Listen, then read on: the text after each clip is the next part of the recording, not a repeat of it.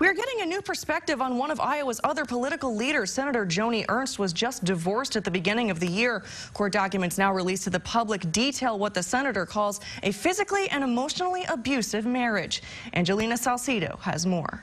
Those documents were to be sealed. That was our understanding, and they were not, for whatever reason, sealed. And I would love to be able to point my finger and express how frustrated I am about those documents not being sealed. The documents detail alleged abuse by her husband of 27 years, saying he would get violent with her when she confronted him about an alleged affair. I think every survivor should have the right to decide when it's their time to tell a story and when it's not their time to tell a story.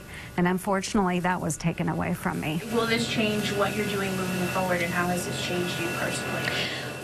I have always been a strong proponent of working for those survivors of sexual assault and domestic violence. I had even spent time in college, prior to this incident, working with those survivors as a volunteer at the Assault Care Center. So I've always been very focused on those issues. Understanding now that people will view my work in those areas, not as a senator that is working to support them, but now as somebody who has been in that situation that will be supporting them. But what I want to remind everybody is that I'm still the same person as I was a week ago. The only difference is that you know more about me now than you did a week ago.